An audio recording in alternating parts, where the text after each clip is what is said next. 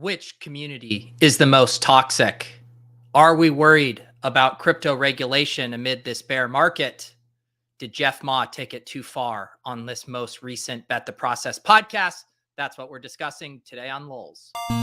Does he think?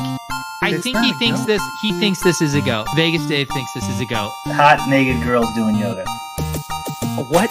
Why don't you just win like a man? Random.org. Type in 1 for yes, 2 for no, and let the DFS gods pick for you. And I'm absolutely begging you not to dupe us. Please don't dupe us.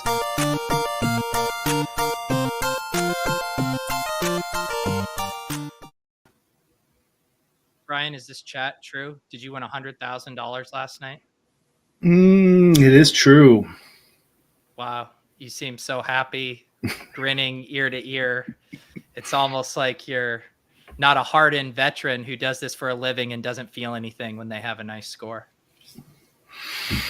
Yeah, it's true. Still don't think I'm having a winning NBA season, if that makes you feel any better. It doesn't make me feel better, Brian. I want you to have a winning NBA Thanks, season. buddy. I might be winning. At this point. But it hasn't been a smash year for you. It's been all right. Yeah, I guess. No, it has been a smash year. No. Yeah. Are you having the highest ROI on FanDuel? No. No. I don't play FanDuel a ton. But when I do, I bank a tournament. Exactly. Yeah, they I don't know. FanDuel kind of pisses me off, so I don't play there a ton. I guess I just play their one big one. That's it. Okay. What do they do that pisses you off specifically these days? I can't remember. What were they doing before? They've always had problems. Like you couldn't change your CSV. That would break a bunch of times. They've had other things too. I can't remember. Jay referencing the payout structure. Yeah, they suck unless you win. Yeah. Then they're great. Yeah. I mean that's how it is on everything, right? They're awesome until you win, in which case, put all the money right up top. But everything in the top, whatever I finish. Yeah. I'm trying to think what else. I played MMA over the weekend, and we had the classic thing, fight scratched after lock, and then casuals claiming that they wish there should be late swap. Is that just like the oldest tale in DFS? People wanting late swap, but not realizing you don't want late swap there because that wouldn't be good for you. Yeah. They still, I think they would flip out if they switched it back to no late swap, I think. and it's a bigger negative for them than being able to switch out that one guy, twice a year when that happens. I guess though it's a little different for MMA, right? Where like the pros advantage for late swap would be far, far greater in NBA. MMA would be pretty big too. Really? Yeah, I think so. But you can't do it in MMA because MMA because the fight times aren't static. Right.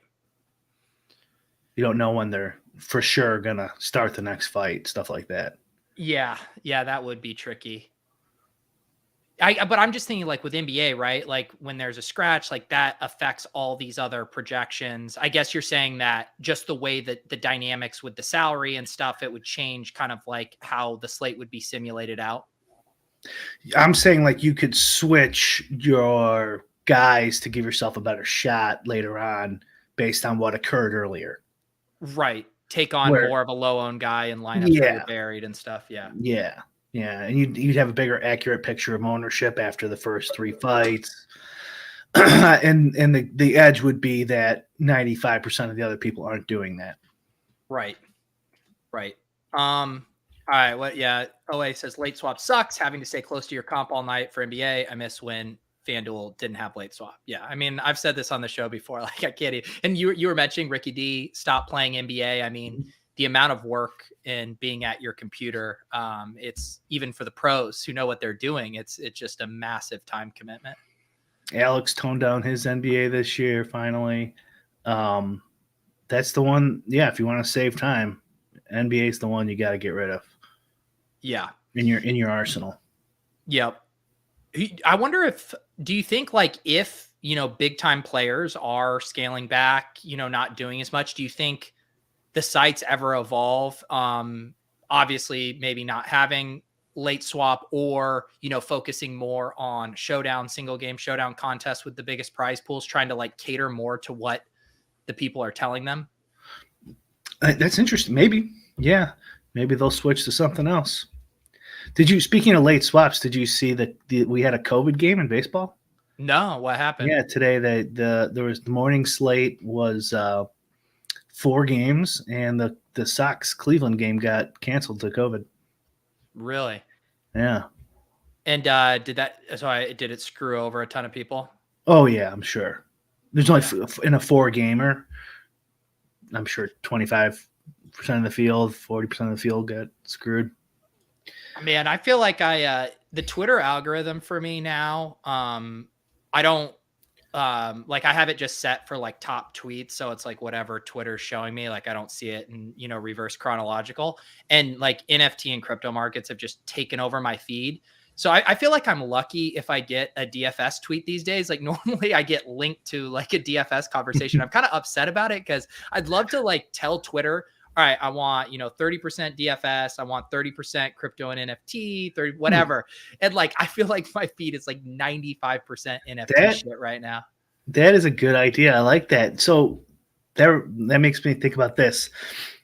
Elon had like a 3-page memo on what he plans to do with Twitter. Did you see this? I didn't see the memo. I saw like the headline that he plans to reinstate Trump or whatever. Oh yeah, I think this was before that one, but it was something. Maybe he had to do it for the banks or something. He's like, he said he wants to get rid of the bots. Blah blah blah. I didn't read it either. I just heard this secondhand. But anyways, and then at the bottom, it's like, so he wants to get rid of the bots. He wants to do this, and then he wants to implement Project X, but he doesn't want to say what that is. So what if you had to guess? I have a guess, and like that would be a cool one, what you just said. But what do you think he's planning on implementing? I mean, my guess would be some kind of pay to play thing, like an extension of Twitter Blue, where, and maybe it's rolling back features, like you just features where you already have that you have to pay. I mean, don't you think at this point he's already immediately thinking, how can I generate revenue here for our stockholders and find better ways to monetize this? Or do you think that's not his primary goal right now? No, I would say that's not his primary goal since he's going private. I'm assuming he wants to build up as much hype for the 3 years from when he's going to launch back on the market, so it just goes insane. Okay. And so you eat it, you eat it now, and you make it the coolest thing ever or whatever, and then go public again. I was my guess, and this is probably wrong, but this is more me wishful thinking, I think, is add video. Oh, like live streaming? Yeah, YouTube. Well, hey, what do you mean? What do you mean by YouTube? Just it's Twitter, but it also has YouTube on it. You could, and your followers can watch your videos on Twitter. So basically, you're saying like blend their kind of old Periscope approach with kind of like the current Spaces. So it's like when you're live streaming, it would like show up at the top of the feed for people to kind of tap in. I'm like literally saying copy YouTube. That seems like, but I'm wondering, how does that fold into the current user experience interface? Because then you don't need to put links to your YouTube account. You just have your Twitter followers right there. Mm-hmm. And you just go, this is my show's on at 7:00, and just click the button. Yeah, I mean, they do have the because they had Periscope, and now they still have their like Twitter streaming feature. I stopped using that a while back. I know some people still use it just because I wanted to drive people to YouTube because I thought there was kind of like more value there long term. But if they had like good mechanisms for like growth and advertising and stuff, it could make it definitely more attractive for people.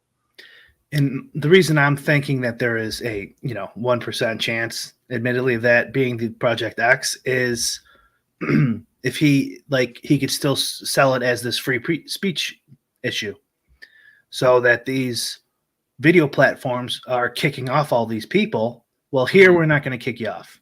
Mm-hmm. And so take some of that market share. I think one thing that also would need to happen with that, and one thing that I think Twitter really needs to build out, is its ability to like search and index stuff. I mean, because when you think about it, like I'll often search Twitter for specific things before I even search Google. I mean, like they're sitting on kind of like a gold mine of real-time content, and the same with like the video stuff. But like if I'm trying to find like content from a Spaces or something, like that's impossible to search for. Like I can't find archive Spaces. I feel like that would dovetail with video too. And why Google and YouTube are so strong in that regard is because their search and indexing is incredible, and Twitter would really have to invest in that.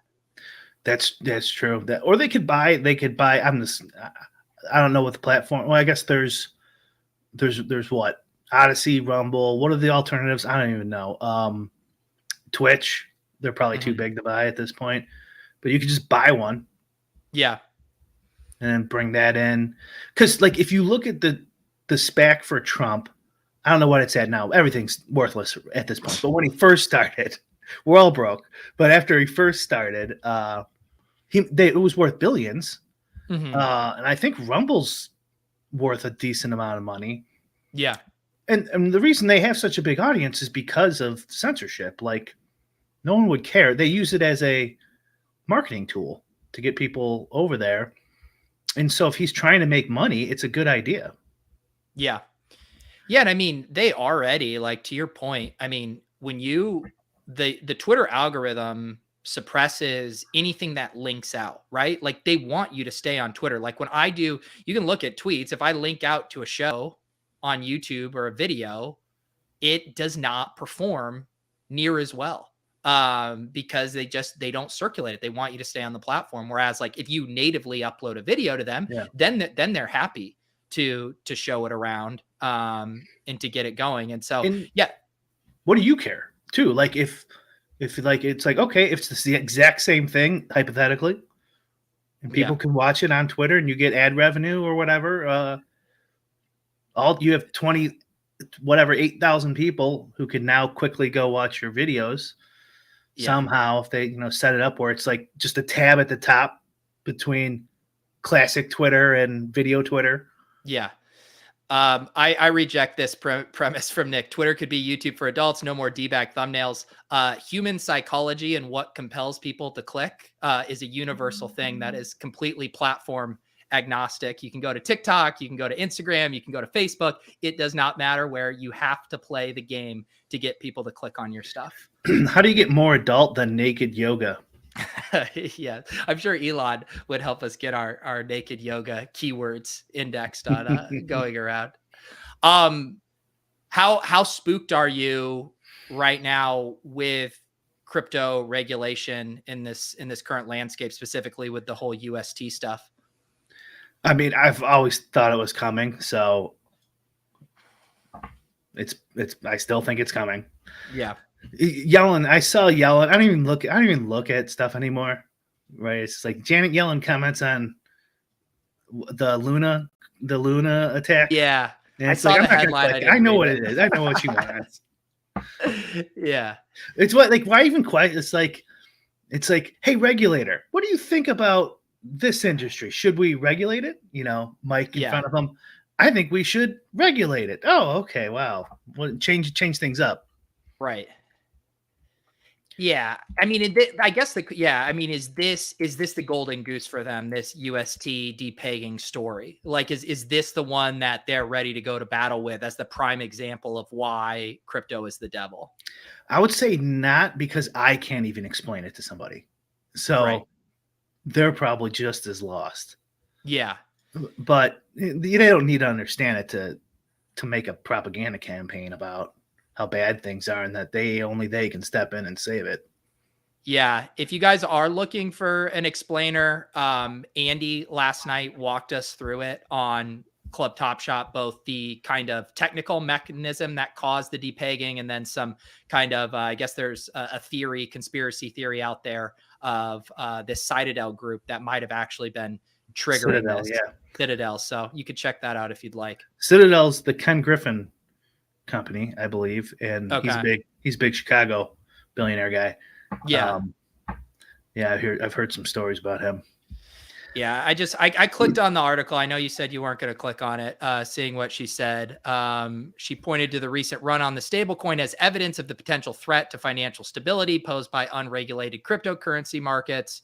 A stablecoin known as TRSUD experienced a run and declined in value, Yellen said. I think it simply illustrates that this is a rapidly growing product and that there are risks to financial stability, and we need a framework that's appropriate.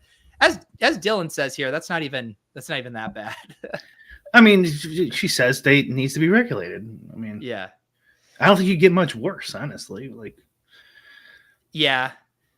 I mean, on the other hand, it's like, right, the whoever is doing this regulation is not going to understand the differences between the Terra Ponzi and other more, reasonably constructed stable coins, I guess.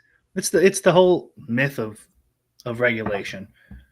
Where, yeah, if there was a scenario where this entity comes in and perfectly controls things in the interests of the citizens, like, of course, yeah, how can anyone reasonable say, no, we shouldn't do that? But when does it turn out like that? Yeah. Never, basically. They can't fill the potholes on your fucking street, but they're going to be experts on this thing that even we can't explain what happened with Terra accurately, but Yeah. these 80-year-olds can.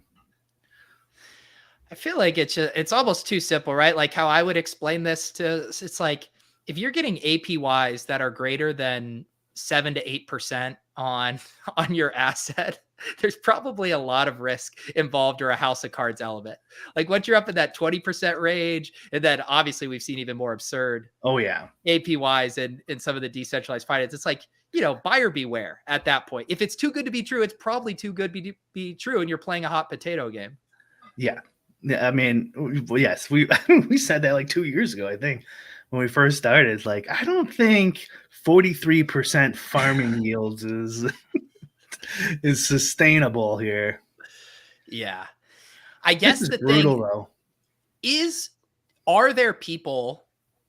So when you think about regulation, do you think there are going to be people who come out of that were, say, UST bag holders? Like, I'm just trying to think through of the use case. Like, if you're a whale in UST, like you probably know what you're getting into, right? Like, who's forming the lawsuit that's non-regulatory, like the private lawsuit of being like, these guys screwed me over, and that's going to draw massive attention to this. I'm just wondering where that Venn diagram is of the innocent person who got screwed over by chasing 20% yields in their stables. But isn't there actually someone to sue with these stable coins? There's like that LFG Foundation or whatever. Yeah, and there's Terraform Labs, I think, is one of their... I think those are real people. So that's another thing, too, with a lot of regulations is they're like double counting. Like there's already a law against it. They just need to actually enforce it. It happens all the time. And I would have guessed that some of these things are here. Like if you got screwed over somehow, even though it's in the cryptocurrency world, if it's an actual entity, they can't just screw you over without some way of suing them. Yeah. Alex Baker wants us to talk about toxicity. Alex, this is what we call an old bait and switch clickbait. You click on the title for the toxicity, and then we're talking about Janet Yellen. I mean, I'm not sure there's a difference on the toxicity there. Well, yeah, someone said the answer to the title was where was it? Up here? Here it is. Luna. The answer to the show title is Luna. Luna has the most toxic community right now. I assume they are feeling pretty toxic. I can't blame them. They kind of got screwed there. The inspiration for the title was from this tweet that Brian put up the other day. Who has the worst, however you define worst, community in gambling? And I decided to define it as the most toxic, Brian. Yeah, I should have done that for the brand. It's pretty crazy that you get the exact amount of votes for poker and sports betting for a tie out of 1,600 people. How representative or fair distribution do you think your polling audience here is compared to how much it skews? Not DFS? fair at all. And I don't care about being fair. Yeah. I knew, obviously, I would figure DFS would be lower, but not necessarily true. Maybe people follow us, but they hate, Run Pure, or they hate XYZ. Maybe they hate. It's not like we're touts. Jeff, the Ma worst might thing on the disagree. planet. we are going to talk about that, but I look at us innocent best ball bros here holding it down. You said our big winner was ship chasing here. Yeah, the best ball bros, and I didn't have enough characters, but I was trying to fit Dynasty in there too. And I guess that the Dynasty world is a little toxic. This is what the Dynasty world is. The Dynasty world is toxic positivity, I'd almost say, where it's almost like overly like puritanical, like in a positive toxic way is how I would categorize it. Okay. Yeah, but ship chasing comes out. Aces here. DFS, maybe a little biased. I would have definitely gone sports betting number one. I would too. And I mean, I agree with Davis's take. Poker players are the most miserable. And I mean, it's not even close, right? For like the amount of beefs come out of poker more than any other industry. But at least it's entertaining. It is entertaining. Yeah. Yeah. Where the sports betting's just like, I don't know, disgusting. It's brutal. There's never any, like, at least with poker, they like put their nutsacks on the table and they're like, let's go, heads up for rolls. Like in sports betting, like, is anyone doing a sports betting competition? Shout out DraftKings. I mean, like, who's going head to head, putting their nutsack on the table over a sports betting beef? Why even have a sports betting community? I don't understand them at all. Like, they hate each other so much. And it's like, and they're what's the word? Their reaction to anything touting is so extreme. It's like if they were talking to each other and one of them's like, I really like the Bears tomorrow. And the other guy's like, oh, don't tell me. Like, what do you guys like? Who gives a shit? Like, calm down. That's what made me so mad listening to the Bet the Process podcast recently. For those who didn't check it out, I know a lot of people, we probably have a decent amount of overlap of listeners of Lowell's who listen to that show as well. But Jeff Ma like came down on Rufus really, really hard, basically calling him a massive hypocrite for, giving his model and projections as part of the ETR golf product this year. And of course, the context there is Rufus has been historically anti-tout over the years. I felt like he was put under attack and didn't necessarily defend the differences between like just providing projections and actually touting, and how much nuance there is with that relative to DFS, and how that's not the secret sauce. Brian could give me his projections for every single sport and it would not fucking matter unless he wants to give me his entire simulation process too. Then I could probably do decent. So it's like, I felt like that was short-sighted, but man, I thought Jeff, like the holier than thou kind of posturing from some of these sports betting guys is just fucking absurd. Yeah, it's crazy. Jeff clearly doesn't know anything about DFS. To say that like projections is touting, like you're putting up a number on a player. Like, I still don't see how in like the context of DFS, like how people use projections, that it's touting at all. I'd like to get a uniform definition of what a tout is out of these people too. Like, okay, what is it? Because mainly like a tout, like the way it seems like that they portray it is Vegas Dave. It's just like a complete charlatan who's giving out numbers that no one knows is real. Right. And then their best definition of a tout is someone who's giving out numbers, but you can't hit them fast enough. Right. And it gives people no credit at all for being able to decipher any of this stuff themselves. and want to just gamble for fun and just maybe bet against the person, or they don't care. They just want to pick a side of a game they're going to watch, and they want someone to throw them aside to root for.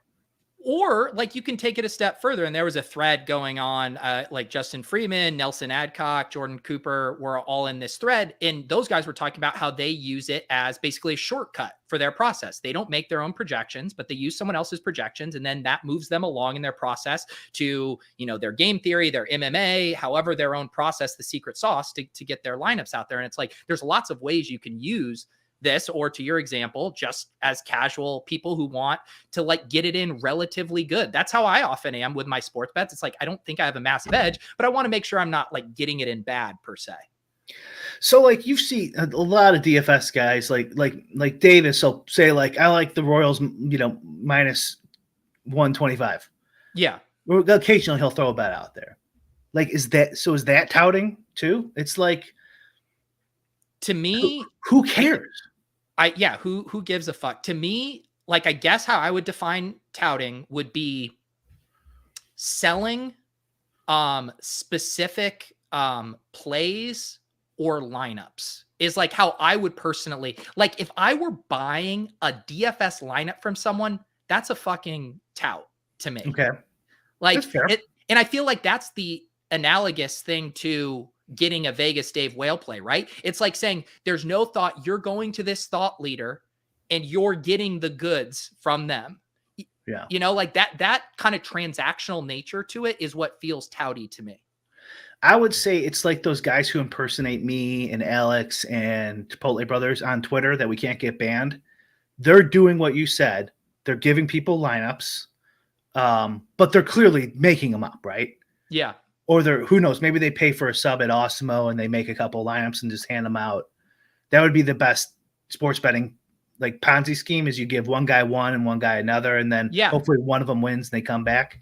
Anyways, that would be my definition of a DFS tout, is knowingly giving out shit lineups.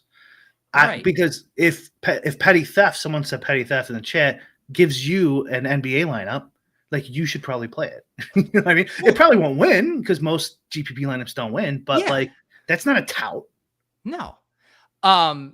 OA says, is this from a podcast that Jeff Ma Rufus take? Yes, the Bet the Process podcast. They generally record about once a week. This was kind of a follow-up. Ever since ETR launched the product in conjunction with Rufus, they've had a few different references to it. I got the vibe that like, there is I always forget the name of that sub community within sports betting, the Seville. Was that it? Yes. Yeah. Yes. Which has this extremely holier than thou, anti-tout, purist like sports betting ethos. But like, I do not see the difference. I legit do not see the difference in what Jeff is accusing Rufus of him going on Tony Kornhauser's show and giving out spread picks. He might say, well, I'm not selling it, but they are selling it. The cost is offset by the advertisers of the program. He is in exchange. Instead of taking money for his picks, he's taking clout for his brand. Like, what's the fucking difference of going say, hey, take Florida -7 this week, and Rufus giving his DFS projections to ETR? There's no fucking difference. Get off your high horse. I would say in their world, like the Seville absolutist world, Jeff's even worse. Yes, it is, because there's no imagination. There's no game theory. You're putting it on a platter for someone. Yeah.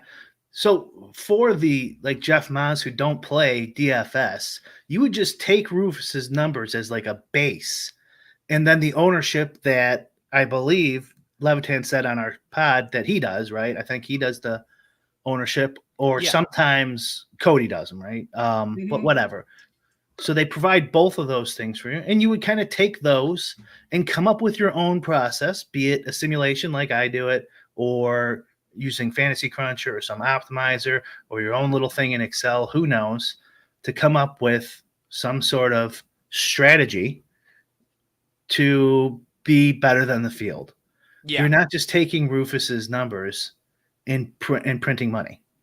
It doesn't work. I've used his numbers the last 2 weeks. I can tell you this much. It's not printing money, Rufus. I'm just kidding, but I've aggregated the best ownership projections, the best projections for multiple sports, and I'm still like barely a break-even DFS player.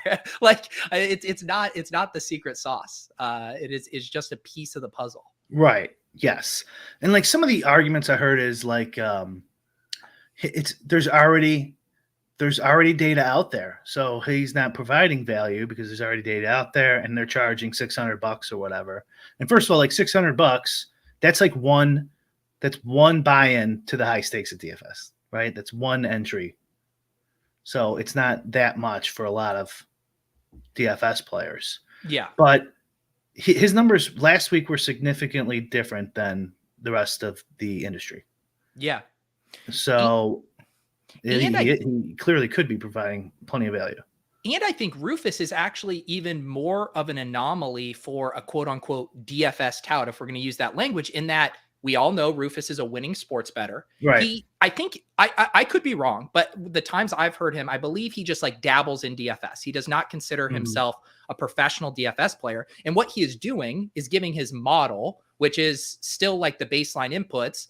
And then they're able to take that and turn those into DFS projections and stuff like that. But like, it's not like he's even, you know, some people it's like, well, why would you give away your DFS plays if you're the DFS player? It's like Rufus doesn't even play this professionally. Right. It's just like, hey, I have this thing. This might be mutually beneficial. This worked out for both of us. You guys can double dip this. He's still not even giving his model to them early in the week. He's not getting front run on his bets. Like this is just like a cherry on top thing for him of like, hey, when I'm done with it, you guys want to use this for your purposes? Knock yourself out. It's one of the most like harmless things I've seen in like DFS touting and projections, that the fact that it's even an issue is insane. Yeah. It's actually, you're right. It's the exact opposite, because he's not using it. Like they can't even make any of those dumb claims they make against regular DFS personalities. Like, oh, you're just trying to get me on this player and then you're going to play somebody else. Have you ever seen that conspiracy theory? Oh, right. Yeah. And they have all, it's like, no, he's not even playing, but we know he's a professional because he does it in sports betting. It's like the best of both worlds, and he can make some extra money, which there's nothing wrong with that. And then all of us benefit who want to use it. Yeah. It's a good situation where multiple people benefit. It's a good thing. It's not a bad thing. And like with Jeff and Rufus's relationship, not that I have any business commenting on it, but I'm gonna anyways. It's like it seems like Rufus isn't very good at like defending himself. Yeah. And Jeff is not very charitable as a friend.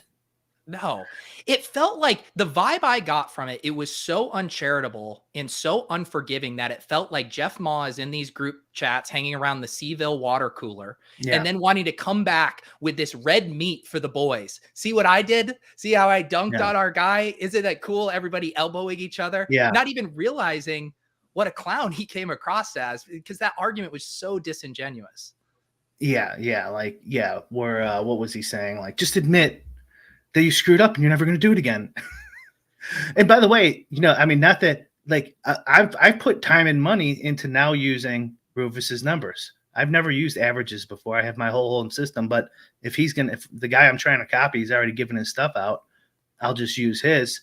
Not that he owes me anything, but there's plenty of people who put in time and effort. And so if he stops doing it, where's the morality in that, Jeff? Like now I'm out money. Now I'm out stuff. You know what I mean? Like not that Rufus owes me anything. I'm just trying to make a side point of the morality of all this. Like, okay, there's a lot of things going on here. Yeah, and I thought it was so unfair, the spot he did of trying to get Rufus to sever his future ties with ETR right then and there on the spot. It's like, fuck right off. Like, that was so absurd. And again, Rufus not like defending himself properly. It's like, you don't owe anything to Jeff. Like, I do wish, kind of like Justin saying here, that he didn't know how to defend himself. I really wish it almost illustrates the point even further. He is so not a DFS tout that he didn't even know how to articulate how wildly different DFS is from sports betting touting. It's because he's not a DFS player. Exactly. Yeah.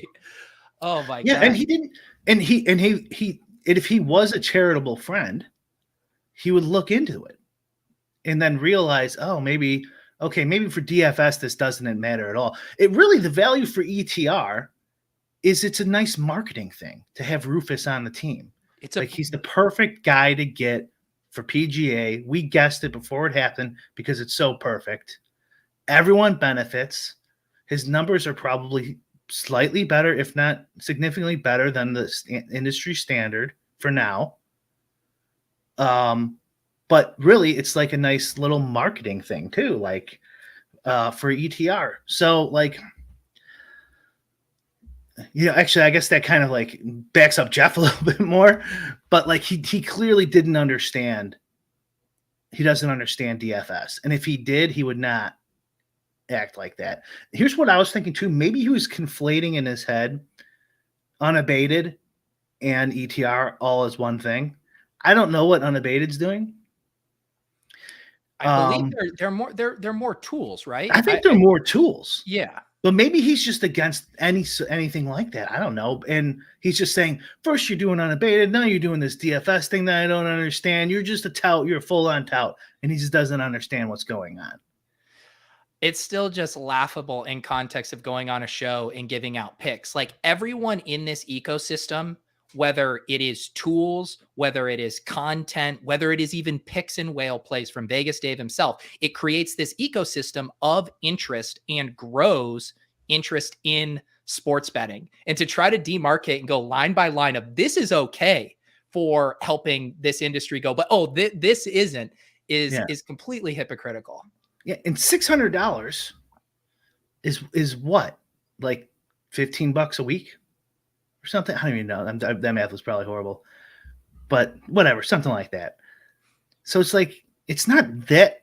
That's the difference, is like you going on Tony Kornheiser and $15 a week. One's just so much more unethical. If he was even giving out sides and totals picks, that can't possibly be profitable, which I'm assuming is what Jeff's doing. Yeah. By the time he's going on Coinheiser and someone hears that bet's not going to be good. No. Yeah. And I mean, Lou's saying ETR seems more touty than UA. Yeah, collectively for sure. But as far as what Rufus is doing for ETR, like Rufus, again, maybe I'm wrong. You tell me, Brian. I'm not a sub to the ETR golf product. Does he write up their top plays? I assume that's Adam and the rest of the team that's taking those projections and writing up. I never look at their top plays. I just want the data. But you just want the data, yeah. Yeah, but I think they do a show. I think, and I could be wrong, but I think Pete and Rufus and Adam, right? Yeah.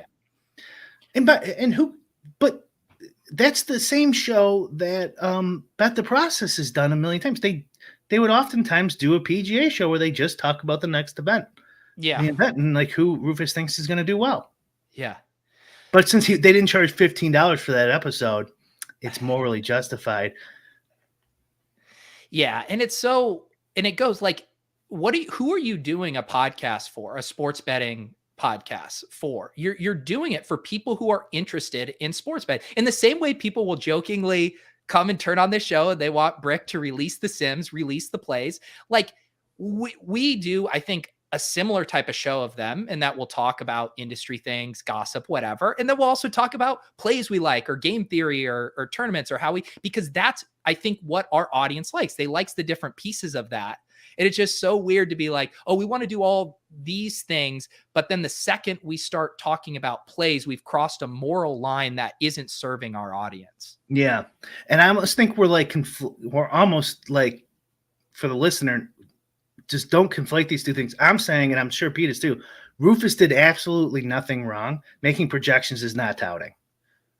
But also, like, you purists, like, get over yourselves. So, like, if someone wants to tweet out the Royals minus 125, that's totally fine. And people have different subjective reasons for doing certain things. Yeah. Right? Not everyone is a gambleaholic idiot who just looks at something and then puts a mortgage on their house and instantly goes to the casino.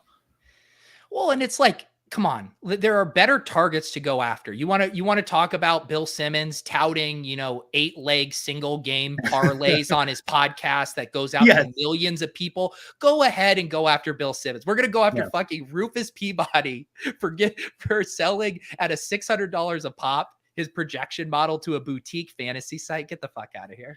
So, like, to be charitable to Jeff, then I think his comment would be, I'm saying that Rufus was the number one guy you guys are bitching about. Rufus was the guy who was against touts, always shitting on touts. Right. And now he goes off and does these 2 sites. So I'm just calling him on his bullshit. Right. I think that's what he would say. Right. But for at least for the unabated, not unabated, for the ETR stuff, projections is not touting for DFS. It's not. Touting for DFS is like we said. Some imposter giving out lineups for $10 or whatever. I'm not even convinced that someone saying Mike Trout is going to have a good game. Like, okay, fine. I guess that's a tout. Yeah. But I think it's more like nefarious for me, the definition of tout. But again, what is the definition of a tout? Maybe that'd be good Twitter poll. Well, I feel the same way as you, because if you extend that analogy, if you say someone, Jeff, or who's the baseball player you just referenced? Mike Trout. Mike Trout. What team does he play for? The Angels. The Angels. So what if I start listening to an Angels podcast? It's not a DFS podcast, just a MLB thing. And the guy says, I think Mike Trout's going to have a great season this year. Is he touting? Yeah. He's stating the obvious, but yeah. No, but I'm just saying, like, it's fucking a sports bro saying what they think. Like, I mean, this conversation happens on ESPN. It happens across fan podcasts. Everyone gives their opinion on what that's touting. Yeah. I don't know. Yeah, it's crazy. But like half of the time, they're not even trying to persuade you. Like Wilson on Twitter, right? He gives out picks all the time. He's not like, oh, please bet these, right? Yeah. Like, you bet them if you want. Here's what I'm betting. That's right. Is that a tout? I guess people. What if he charged $1? If he charged $1, again, do I think you should go to jail? Hell no. If he charged $1, I guess you could start to say that's more touty, because you're profiting directly from your picks.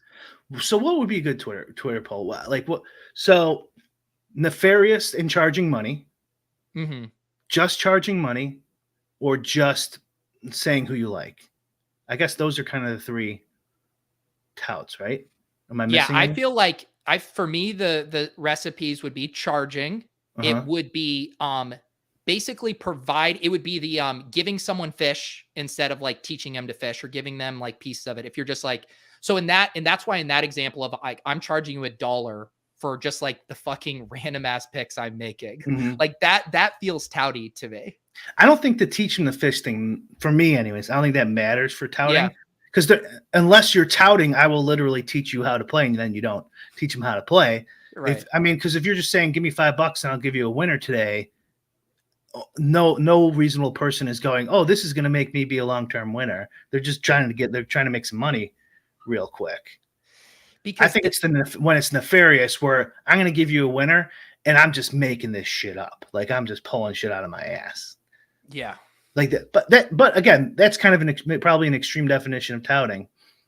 But I think it's too loose to just say, if someone posts, I like the Bears tomorrow on their Twitter, that's just the guy. He's not persuading anybody.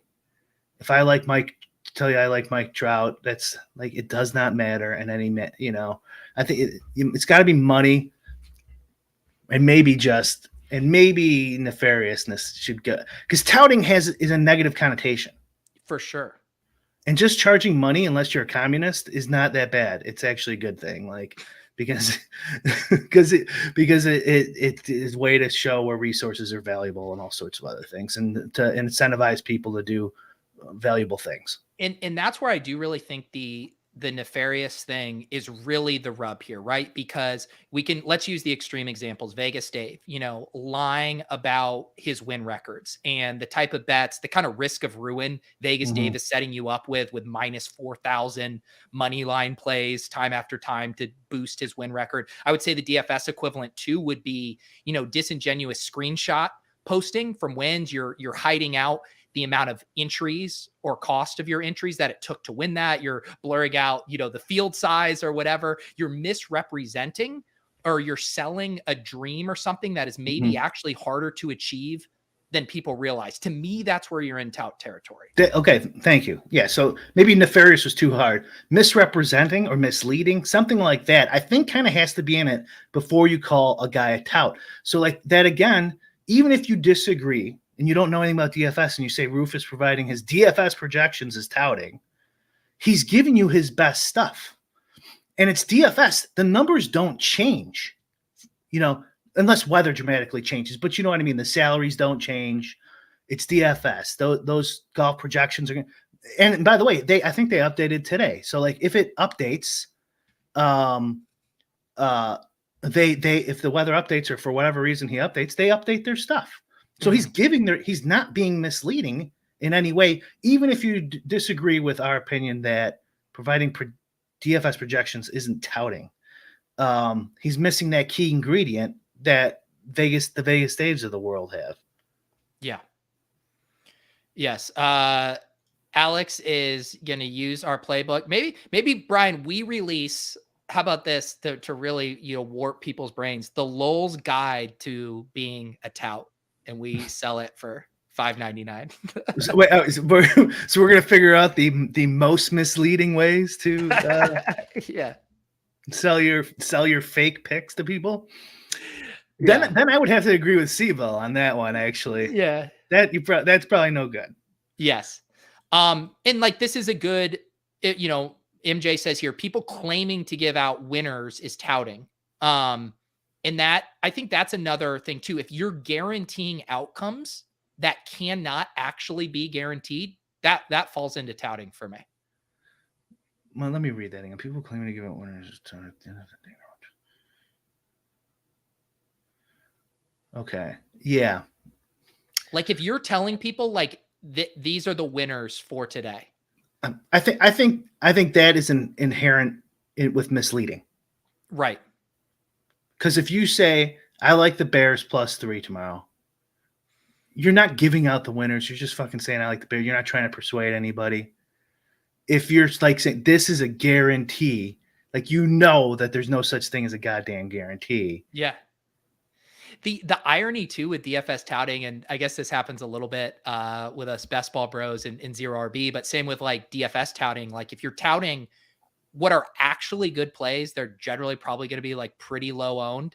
And a lot of touting skews more toward chalk because it's safer, right? Your risk of blowback from people in touting chalk is far less than if you tout the 1% guy that doesn't hit, even though the payoff of when that 1% guy hits is so outsized that do you kind of see what I'm getting at with that? Yes. No, okay. So there is, we're putting that in DFS tout category. That's right. So when they give out every play in the book, it's like, well, I like this guy and this guy. And then in this range, I like this guy and this guy. Like on golf, they give out like 25 picks.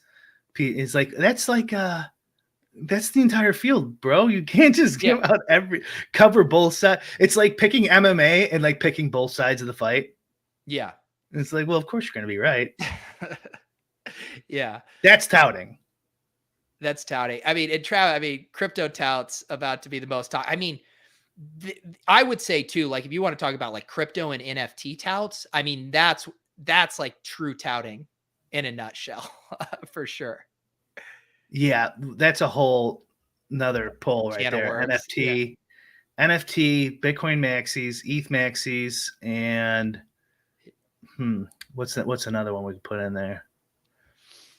Oh, like the Shiba Doge bros. Well, you remember from like altcoin season back in 2017, right? Like there were videos on YouTube that were like titled "The Next 4 Altcoins to Go to the Moon," and they'd have like legit 500,000 views. Like, wow, just complete absurdity. That was also when the whole BitConnect thing was going down. You'd like to think the market matured, and then literally we just had a Ponzi stable collapse this week. But this whole economy is a goddamn clown economy. Come on.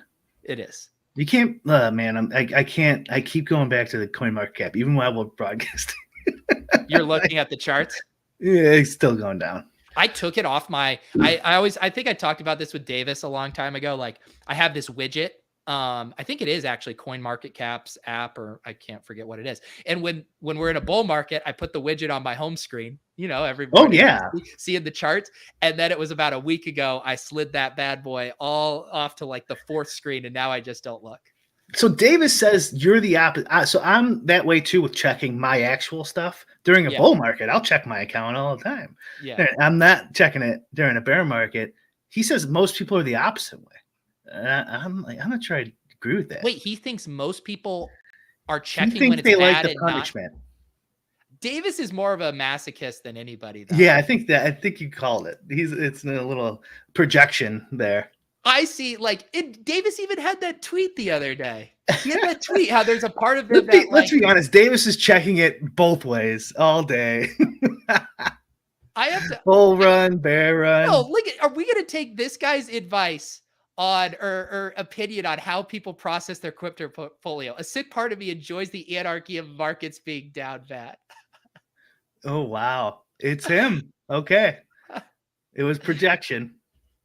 No, I get when I see people legitimately down bad, both emotionally and financially, that's not fun. And that would be me too, in a lot of respects, if I was staring at it. I legit have to go out of sight, out of mind. It's like when I'm having a bad DFS slate during the NFL season, I just fucking shut it down. And you know what? We'll review our lineups tomorrow, because I don't want to sit with that in me the whole afternoon. Yeah. It's just not good for your mental health. How bad does that ruin red zone, man? When I'm I didn't make a lot of second half red zones this year because I did after the beginning of the NFL season didn't go hot for me, and it's I unless these two guys score 60 points each, I'm pretty much done at this point. So it's go to YouTube, turn off red zone. Yeah. Travis says, I was the same way. I was okay with the Bored Apes getting smoked because I'm jealous, but now here I am too. The thing that I learned very quickly with that, it's the Bored Apes now is the top dog, is we need them succeeding, because in a lot of ways the market is going to follow them. If Bored Apes go to zero, so much fucking shit is going to zero. Everything else is worthless. I mean, it's tough to tell. I was with this attack on Luna, was Bitcoin going down all from this guy shorting Bitcoin like a lot of people are claiming, or is it just because it's tied to the market still and the market's shitting the bed? That's what I don't know. I mean, I always am skeptical. I think, isn't that the most we naturally want reasons for market movements, but these are very complex things with so many variables driving it.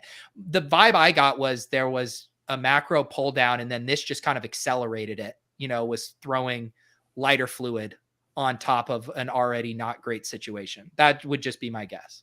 Yeah. That's probably the most believable for me. It was going down either way, but this just made it even worse. Oh, baby. I just got breaking news sent to me on Twitter. Another veteran is coming in as a tryout for the Bucs, rookie minicamp. None other than running back Patrick Laird. Right when Gio Bernard's too old. Rashad White's just a rookie that Tom Brady's not going to love. Do you know who Tom can trust in pass protection? It's none other than our boy, Patrick Laird, the new starting third down back for the Tampa Bay Bucs. Let's go, Brian. I like how he added the last 3 seasons to give him a nice little stat line. 36 catches, 244. Any way you slice it, that guy pops on paper. That's 36 more catches than I'll ever have. Yeah. He scored some tutties too, right? Yeah, he scored his first tutty from Tua. I love that in baseball when an older guy gets a cup of coffee and he hits a home run. Yeah. I just love that. You got your homer, man. That's fucking sweet. Doesn't matter. Obviously you hope, he wants a good career and you hope he has a good career, but you got that home run in the big leagues. Congratulations. Were you just going to click on that Ariana Grande clickbait? You couldn't help yourself. Ariana Grande wore a bra top to her brother's this is a story. This is what I was saying when we did the pod with Davis. It's why are these on my feed, Elon?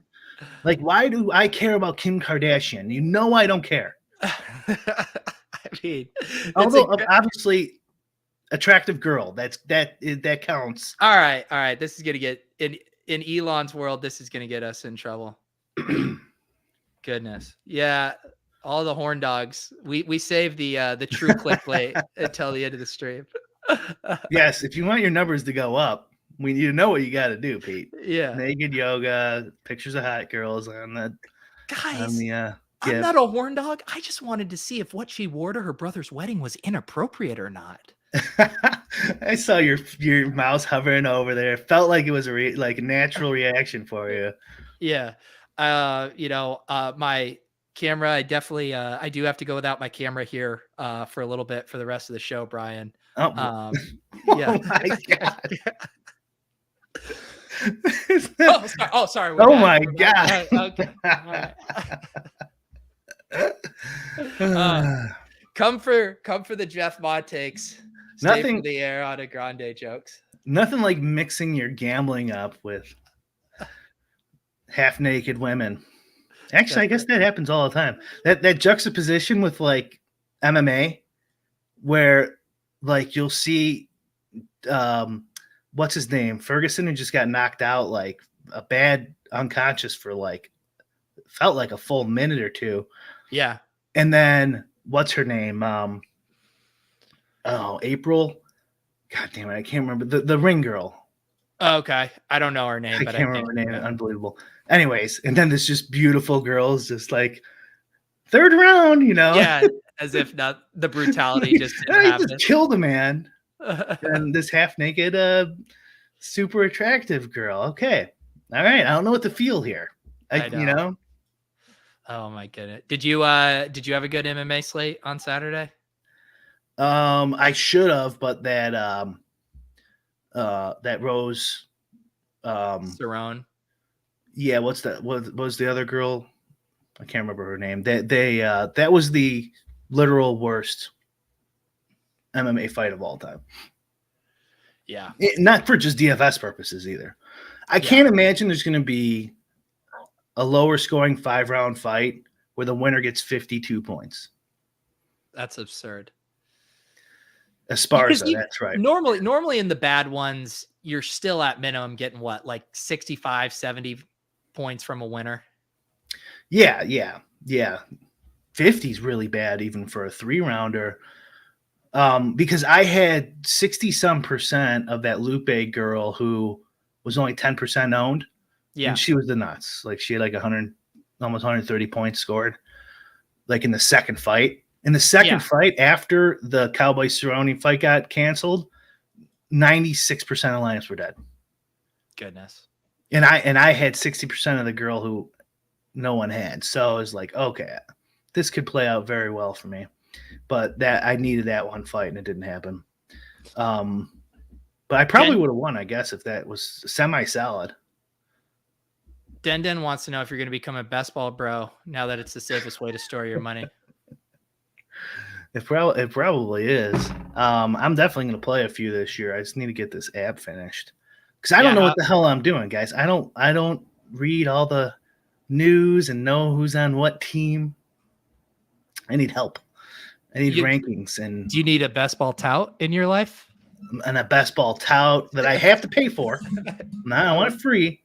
Wouldn't you want to pay though? Wouldn't you like forget touting in general? But like if someone's gonna like come and like, fix your air conditioner, would you be okay if like, no, I'll do it for free? You don't know them. Well, it's kind of like I don't want to go to a restaurant and buy a lobster roll that costs $4 because I'm going to immediately think it's really shitty lobster. I want to spend fucking $28 for that lobster. And I want to get just a little dollop because it's so fucking rich and delicious that's all they can serve me for that price. Would you want a doctor who takes out your appendix to not charge? Or maybe, they want to get paid for that service. A lot of bad doctor touts out there. Yeah. Like, no. Listen, I know how to do this and I'll do it for free. I think I'll pay. I'm excited for your best ball app though. The some of the things that you're getting in there, I think is going to be very, very helpful to us high volume drafters. Yeah, we talked about this, Pete, was try to bring back multi-tabling.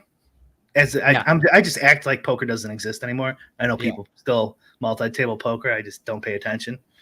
Do multi-tabling best ball drafts and see like the most someone can handle. Yeah. Live stream it. Well, that's the good. I had this debate with, I think it was Liam who won Best Ball Mania last year. He said he was multi-tabling the puppy drafts. I tried a couple on stream. I tried doing 2 on stream, and I could easily do 2 by myself when I'm streaming and entertaining the chat, and doing 2. The degree of difficulty ratchets up. If your tool is able to do some of the things we've talked about, I think you could probably do 4 pretty solidly without making too many big mistakes. Davis says he could do 5 without tools. I mean, anyone can do it. Like, you can do it. But it's like, can you draft actually fucking good teams? It's kind of like when Joey Ingram, way back when he did some of his insane multi-tabling challenges, there was a requirement that you had to have a positive ROI at the end of the session. Of course, anyone can fire up 12 tables, but are you actually drafting good teams? And people are loving basketball, man. I looked at your channel here before we started, and you're getting like over 1,000 views on every single best ball video. It's crazy, man. People fucking love it. Like even on ship chasing last week, because Pat and Gretch are super in the weeds on a lot of these rookie prospects, and we're in dynasty season right now. People are doing rookie drafts, and it was like, okay, the draft ended. Let's talk about these guys, the landing spots, from a dynasty perspective. And everyone's like, why aren't you guys drafting a best ball team? And I was like, we're going to be fucking drafting best ball teams all summer. And Pat's like, can we have 1 week to just like talk dynasty before drafting everything? Then we're doing it tonight. And everyone's like, yes, best ball draft. Like, people just fucking love it, dude. Okay. Why not? Yeah. It takes like a full hour if you're live streaming it. Yeah. Yes, I did lose my mind when I multi-tabled 2 drafts and streamed it last time. We will run that back at some point. I am not wasting my BBM3 entries. I'm being very protective of those. I won't even let Spags have some of my bullets there. But once we get some of the puppy drafts, yeah, we can mess around with some challenges. Cooter Doodle wants a promo code. Cooter, I got nothing for you. I can't. It's on the tip of my tongue. But they will give you a deposit match. Just put Bric 75. No, put Pete into anything, and then you probably will get a code. Like even like things not related to gambling. When is the schedule dropping? The NFL schedule comes out tomorrow evening. What the hell is that? When Sheldon? This is I know how to speak, Rick. When is, our crypto NFT, our win packs. Schedules is little man's in there, dropping the Z, win schedules. I can translate, Rick, for you. Got it. Thank you. Yeah.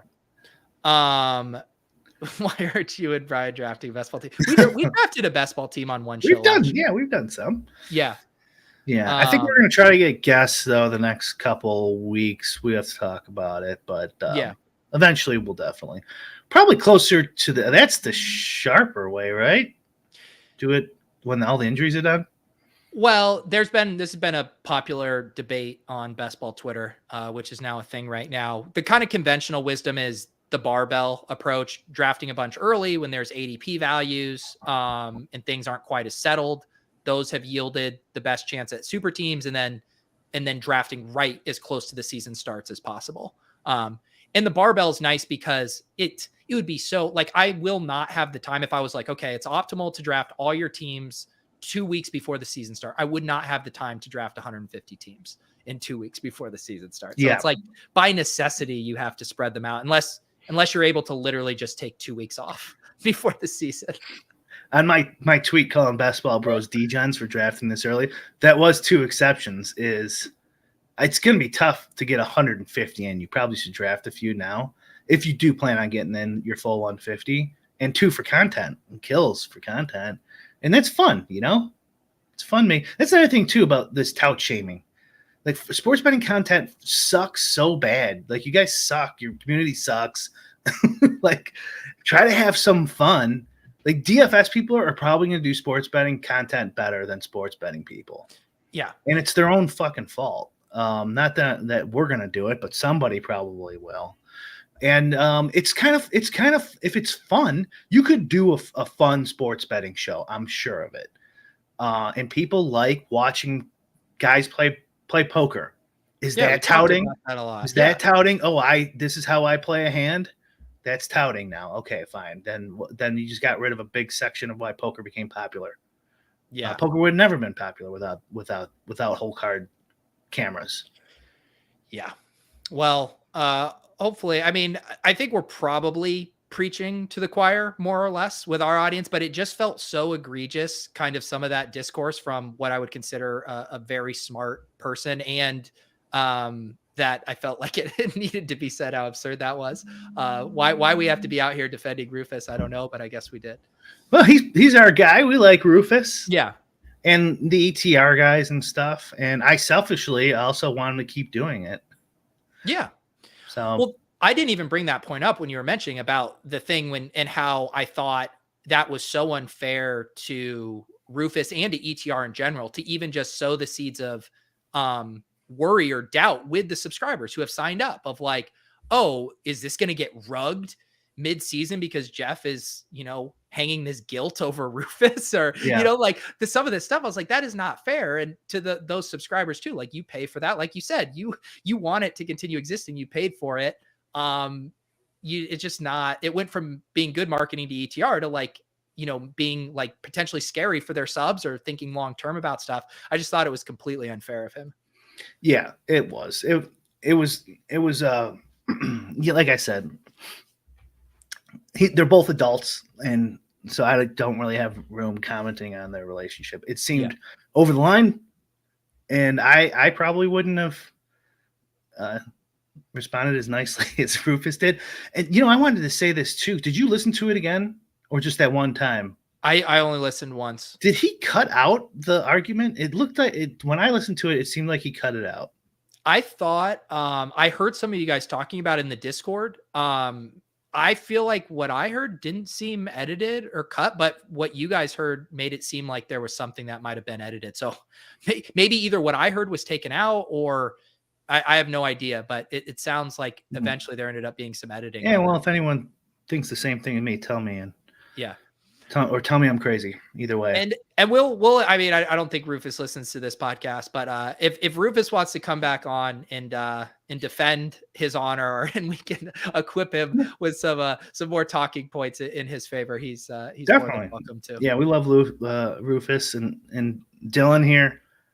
My sports betting content take is the exact same as Davis's Elon take.